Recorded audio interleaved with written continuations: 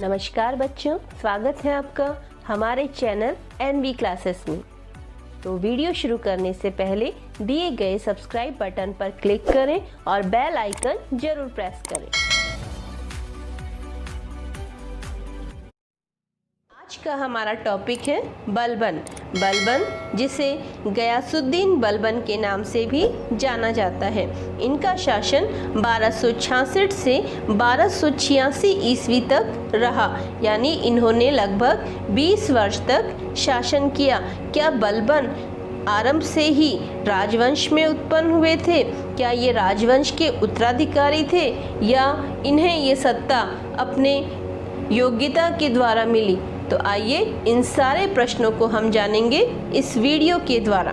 तो बच्चों, बलबन, जिनका वास्तविक नाम बहाउद्दीन था और उलुग खां इनकी उपाधि थी। इनकी जो ये उपाधि थी इन्हें वजीर के पद पर रहते हुए प्राप्त हुई थी और इस उपाधि को देने वाले थे इल्तुतमिश के पोते नासरुद्दीन महमूद, जो कि इनसे पूर्व सुल्तान के पद पर आसीन थे। और सुल्तान के पद पर रहते हुए इन्होंने एक तरह से अपने सारे अधिकार बलबन के पास सौंप रखे थे। नासरुद्दीन महमूद, जिनका शासन लगभग 1246 से 1266 ईस्वी तक रहा, अर्थात इन्होंने लगभग 20 वर्षों तक शासन किया। इन्होंने इतने लंबे समय तक बच्चों शासन किया। क्या ये बहुत योग्य शासक थे? क्या ये रज़िया सुल्तान से भी श्रेष्ठ थे? नहीं बच्चों, इन्होंने 20 वर्ष तक शासन तो किया और अपने शासन की समस्त बागडोर इन्होंने बलबन के हाथों में सौंप दी थी। और ये सौंपने के कारण ही शायद ये 20 वर्ष तक शासन कर पाए, क्योंकि इन्होंने कभी अपने अमीर सरदारों का विरोध नहीं किया, कभी प्रशासन में किसी प्रकार की दखल अंदाजी नहीं की और एक सामान्य जीवन जीते हुए इन्होंने सुल्तान के पद का प्रयोग किया और सारी शक्तियां बलबन के पास ही रही। तो इसलिए इन्होंने 20 वर्ष तक शांतिपूर्वक शासन किया। और तो और इन्होंने अपनी बेटी का विवाह भी बलबन के साथ कर दिया था और इनकी मौत के बाद बलबन ने स्वयं को सुल्तान घोषित कर दिया। तो इस तरह से बलबन सुल्तान के पद पर पहुँचे और इस सुल्तान के पद पर पहुँचने के लिए उन्हें काफ़ी संघर्ष करना पड़ा था। बलबन ने कहने को तो 1266 से 1286 ईस्वी तक शासन किया, यानी सिर्फ 20 वर्ष, लेकिन उस 20 वर्ष से पूर्व वो जब वजीर के पद पर थे तब भी उन्होंने 20 वर्ष तक एक तरह से खुद ने ही शासन किया था। तो इस तरह से उनके पास अनुभवों की कहीं कोई कमी नहीं थी। और कहते भी हैं कि एक व्यक्ति अपने अनुभवों से अधिक सीखता है और बलबन के पास तो अनुभव की कमी थी ही नहीं। उसने बचपन से संघर्ष किया था और इस संघर्ष के द्वारा ही उसने सुल्तान का पद प्राप्त किया था। बलबन बच्चों इल्तुतमिश के 40 सरदारों के संगठन चहलगानी के सदस्य रह चुके थे और इस संगठन के सदस्य रहते हुए वो इस संगठन को भली भांति जानते थे कि ये संगठन चाहे तो किसी को बना दे और चाहे तो किसी को मिटा दे। और ऐसे में अगर ये सुरक्षात्मक रूप से अच्छी तरह से शासन करना चाहें तो इन्हें सबसे पहले क्या करना होगा? इन्हें सबसे पहले सुल्तान के बराबर जो शक्ति प्राप्त संगठन था चालीसा, उसका दमन करना था। और इन्होंने एक कूटनीतिक राजा होने के नाते ऐसा किया भी। और इन्होंने सबसे पहले सुल्तान बनते ही इस चहलगानी यानी चालीसा का दमन किया या इसे समाप्त कर दिया। इस तरह बलबन ने अपने विरोधियों को समाप्त करना शुरू किया अब जब उसने अपने विरोधियों को समाप्त कर दिया तो उसके सामने एक प्रमुख समस्या थी, मंगोल आक्रमण। आपको बच्चों याद होगा कि इल्तुतमिश ने भी दिल्ली सल्तनत को मंगोल आक्रमण से बचाया था, लेकिन उसने तो सिर्फ समझौता किया था। पर क्या हर बार समझौता करके हम अपनी सीमाओं की रक्षा कर सकते हैं? नहीं। हम अगर खुद सुदृढ़ रहेंगे, शक्तिशाली रहेंगे, तो शायद दुश्मन की भी हम पर आंख उठाने की हिम्मत ना हो। और ऐसा ही कुछ बलबन ने भी किया। उसने लगातार होने वाले मंगोलों के आक्रमण का जो डर था, उस डर को दूर करने के लिए जो प्रयास किए, वो प्रयास मुख्य रूप से थे उसने सीमावर्ती क्षेत्रों में दुर्गों का निर्माण किया और इन दुर्गों में शक्तिशाली और योग्य सैनिकों की नियुक्ति की। इसके अलावा उसने एक सैन्य विभाग, जिसे दीवाने आरिज कहा जाता था, इस सैन्य विभाग को दोबारा से पुनर्गठित किया और इस विभाग को शक्तिशाली बनाया और इसमें युवा सैनिकों की भर्ती की गई और जो वृद्ध सैनिक हो चुके थे उन्हें उनके पद से हटा दिया गया। तो इस तरह से उसने इस विभाग का कायाकल्प किया ताकि ये सेना मंगोलों के आक्रमण का सामना कर सके। तो इस तरह से उसने अपने राज्य को बाहरी आक्रमण से बचाने के लिए प्रमुख कार्य किए। अब बच्चों, बलबन जो कि सुल्तान बन चुका था और वो चाहता था कि इस सुल्तान के पद की गरिमा बनी रहे और जनता और उसके दरबारी सुल्तान को पूरा सम्मान दे, तो इसके लिए उसने एक नई प्रथा शुरू की जो कि ईरानी प्रथा थी। इस प्रथा में जो मुख्य चीज़ थी वो थी सिजदा और पाबोस। इस सिजदा और पाबोस, इस प्रथा का पालन हर दरबारी को करना अनिवार्य था। इसमें सुल्तान को झुककर सलाम करना होता था और लेटकर उसके पैर के अंगूठे को चूमना होता था। तो इस तरह से वो एक तरह से अपने दरबारियों को यह बताना चाहता था कि राज्य में जो सर्वोपरि पद है वो सुल्तान का पद है और बाकी कोई भी उसके आगे कहीं पर भी नहीं टिकता है। तो इस तरह से बलबन ने अपने दरबारियों को भी यह जता दिया था कि बलबन के आगे यानी सुल्तान के आगे उनका किसी प्रकार का कोई अस्तित्व नहीं है। इस तरह से बलबन ने दिल्ली सल्तनत के प्रशासनिक ढांचे को मजबूत बनाया और इस क्षेत्र में उसने कई नीतियां अपनाई। बलबन ने सुल्तान बनने के बाद अपने शत्रुओं के प्रति लौह और रक्त की नीति अपनाई थी, जिसमें पुरुषों को मार दिया जाता था और बच्चों व महिलाओं को गुलाम बना लिया जाता था। और इस नीति के तहत वो अपने शत्रुओं को समूल नाश कर देता था, यानी उसके शत्रुओं में कहीं किसी को वो जीवित नहीं छोड़ता था। और ये जो बच्चे और महिलाएं थे, इनसे गुलामी का जीवन वो व्यतीत करवाता था। तो इस तरह से उसकी डिक्शनरी में कहीं भी माफ़ करने जैसे शब्द नहीं होते थे, जैसे कि हमारे राजपूताना के शासकों ने अक्सर अपने विरोधियों को माफ़ कर दिया था। लेकिन बलबन इस माफ़ करने की नीति में विश्वास नहीं रखता था। वो तो अपने विरोधियों को नष्ट करने में विश्वास रखता था। तो इस तरह से बलबन ने अपने विरोधियों का तो विनाश किया ही, लेकिन इसके अलावा उसने अपने आप को श्रेष्ठ सिद्ध करने के लिए एक सिद्धांत अपनाया, जिसे बलबन का राजत्व सिद्धांत कहा जाता है।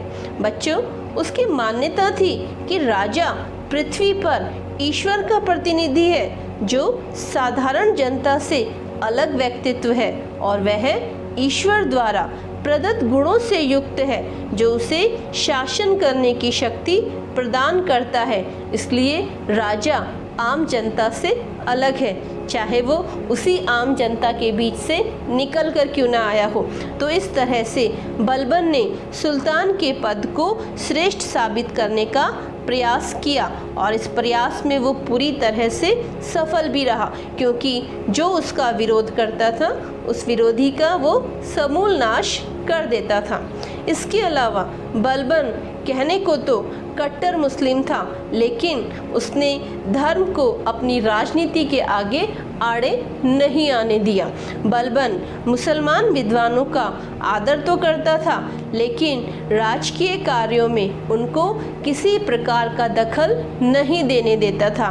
उसका मानना था धर्म अलग है और राजनीति अलग है। उसने धर्म को राजनीति के साथ जोड़ने का प्रयास कभी नहीं किया, जैसा आजकल अक्सर हमारी राजनीति में होता रहा है। बच्चों, इसके अलावा बलबन तुर्क अमीरों से और उनकी विद्रोह की नीति से परिचित था, क्योंकि वो खुद भी एक तुर्क था और वो जानता था कि उसके साथ के लोग कैसी मानसिकता के रहे हैं। इसलिए उसने दरबार में कठोर अनुशासन बनाए रखा और उस कठोर अनुशासन का पालन करना सभी के लिए उसने अनिवार्य कर दिया था, चाहे वो परिवार के सदस्य हों या चाहे दरबारी या आम जनता। और इस तरह से उसने जो इसका पालन नहीं करेगा उनके लिए अत्यंत ही कठोर दंड की व्यवस्था भी कर दी थी। उसके इतने नियमों के कारण किसी की भी हिम्मत नहीं होती थी कि वो उसका सामना कर सके या उसका विरोध कर सके। इसके अलावा बच्चों, बलबन ने अपनी कठोर दंड व्यवस्था के कारण जहां दरबार में अनुशासन बनाए रखा, वहीं उसने चोर और डाकुओं का भी दमन किया। कहा जाता है कि उसके शासनकाल में चोरी डकैती आदि घटनाएं नाम मात्र की हुआ करती थी। इसके अलावा बलबन ने अपने शासनकाल में राजपूत जमींदारों के शासन विरोधी विद्रोह का भी दमन किया और उसकी दमन की नीति वही लौह और रक्त की नीति रही, यानी दुश्मन को वो कहीं किसी रूप में भी नहीं बख्शता था। तो इस तरह से बलबन पहला भारतीय मुस्लिम शासक था जिसने स्वयं को जिल्ले इलाही अर्थात ईश्वर की छाया कहा था और उसने यह उपाधि बच्चों सिक्कों पर भी अंकित करवाई, ताकि जनता कहीं भी किसी रूप में ये बात भूल ना सके कि वो ही सर्वे सर्वा है और ईश्वर के बाद वो ही उनका प्रतिनिधि है। तो इस तरह से उसने अपने आप को ईश्वर की छाया कहा था। इसके अलावा बच्चों, उसने अपने जीवन में जो भी कार्य किए उन कार्यों को कठोरता पूर्वक उसका पालन करवाया, लेकिन हर चीज़ का कहीं ना कहीं अंत होता है। ऐसे ही मनुष्य जीवन का अंत भी निश्चित है और 1286 में बलबन की मौत हो गई और उसकी मौत के बाद अमीरों के बीच में वापस से दलीय संघर्ष ने खूनी रूप ले लिया, क्योंकि हर व्यक्ति सत्ता में आना चाहता था और इस संघर्ष ने ही कहीं ना कहीं किसी न किसी रूप में गुलाम वंश के अंत की आधारशिला रख दी थी और इस संघर्ष ने आगे चलकर गुलाम वंश का अंत करने में महत्वपूर्ण भूमिका निभाई। बच्चों, बलबन जो कि अपने जीवन काल में अपने बड़े पुत्र को शासक बनाना चाहता था, लेकिन बड़े पुत्र की मृत्यु उनके जीवन काल में ही हो गई थी और उनके दूसरे पुत्र जो कि बंगाल के सूबेदार थे, उन्होंने सल्तनत पद के लिए कोई रुचि नहीं दिखाई। ऐसे में बलबन ने अपने पोते के खुसरो को अपना उत्तराधिकारी बनाया, जो कि उनके बड़े बेटे के बेटे थे। लेकिन जो उनके सरदार थे, उन्होंने षड्यंत्र रचकर बलबन की ये इच्छा पूरी नहीं की और उनके मरने के बाद के खुसरो की जगह बुगरा खां के बेटे केकूबाद को सुल्तान बनाया, जो कि राज्यारोहण के समय मात्र 17-18 वर्ष के युवा थे। केकूबाद जो कि सिर्फ 17-18 वर्ष के थे, ये बहुत ही कठोर अनुशासन में इन्हें पाला और पोसा गया था। यानी इनकी जो परवरिश की गई थी वो बलबन के नेतृत्व में, उनकी निगरानी में की गई थी। तो इन्हें हर तरह की बुराइयों से दूर रखने का प्रयास किया गया। लेकिन जब इन्हें जो अमीर थे उन्होंने शासक बना दिया, यानी सुल्तान बना दिया, तो इनके साथ इसके विपरीत व्यवहार किया गया। यानी जिन बुराइयों से ये अछूते थे वो सारी बुराइयां इनमें भर दी गई और इन्हें एक अच्छे व्यक्ति से या एक अच्छे युवा से एक विलासी व्यक्ति बना दिया गया। और विलासी बनाने के पीछे कारण यही था कि अगर सुल्तान कमज़ोर रहेगा तो जो सत्ता की शक्ति है वो अमीरों के हाथों में आ जाएगी और ऐसा करने में वो सफल भी रहे। और इस तरह से एक युवा सुल्तान कुछ ही समय बाद लकवे से पीड़ित हो गए और ऐसी स्थिति में उनके 3 वर्ष के अबोध बेटे क्यूमर्स को सुल्तान बनाया गया, जो कि बलबन के पड़पोते थे।